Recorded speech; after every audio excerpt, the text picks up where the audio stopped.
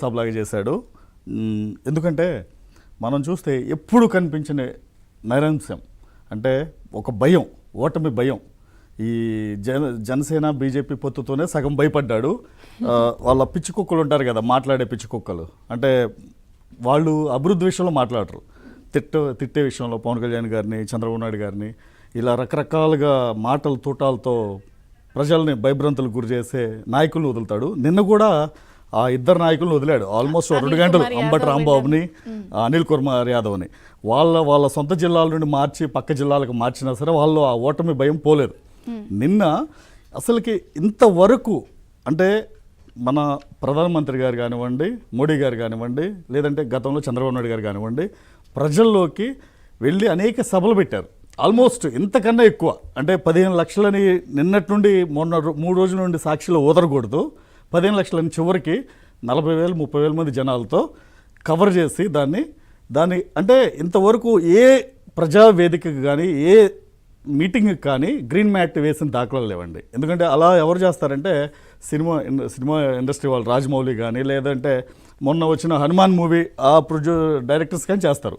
ఈయన మొత్తం 15 లక్షల మంది గ్రీన్ మ్యాట్ వేసి ప్రజలకు ఒక షో చూపిద్దాం అనుకున్నాడు.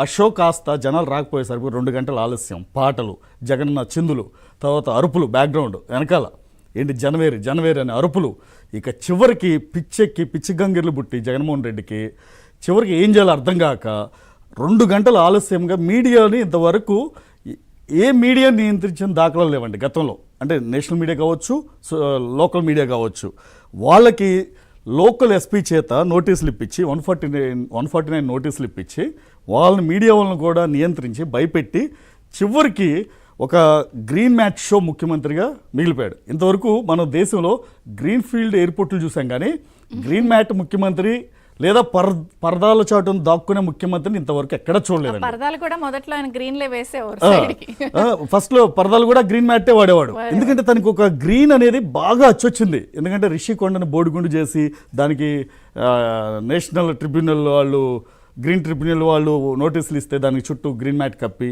మళ్ళీ నిన్న షో మొత్తం ఏదైతే సిద్ధం సభ భారీ గీరి అన్నాడో దానికి కూడా గ్రీన్ మ్యాట్ వేసి చివరికి ఒక గ్రీన్ మ్యాట్ ముఖ్యమంత్రి అయిపోయాడు.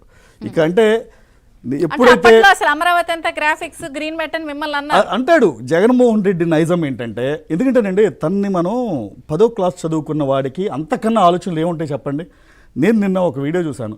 తన తండ్రి సాక్షాత్తు రాజశేఖర రెడ్డి గారే అసెంబ్లీలో ఒక మాట అన్నాడు, నా కొడుకు చదివింది 10వ క్లాసే, నెక్స్ట్ యుఎస్కి అమెరికాకు పంపిస్తే వాడు చదవలేక హోమ్ సిక్ అంట, హోమ్ సిక్తో వెనక్కి వచ్చేసాడని తన తండ్రి చెప్పాడు.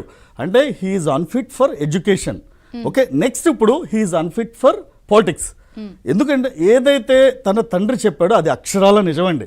ఏ తండ్రి కొడుకుని కావాలని తక్కువ చేసి చూపించాడు. అక్కడ రాజశేఖర రెడ్డి ఏంటంటే ఆయన నైపుణ్యత, ఆయన విజ్ఞానం, ఆయన వినోదం ఏంటో అందరికీ తెలుసు.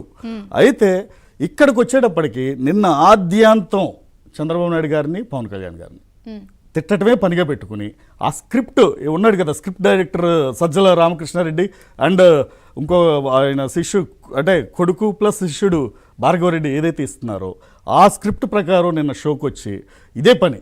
చివరికి తాడేపల్లి పులి అనే వ్యక్తి చివరికి నిన్న సిద్ధం సభలో పిల్లిలాగా మారిపోయి చివరికి చంద్రబాబు నాయుడు గారిని, పవన్ కళ్యాణ్ గారిని తిట్టడమే ధ్యేయంగా మేము ముగ్గురు అంటే నేను రేపు రాబోయే ఎన్నికల్లో నేను అర్జునుడిని అన్నాడు. నువ్వు అర్జునుడు కాదు, కంసుడివి, రాక్షసుడివి, దుర్యోధనుడివి.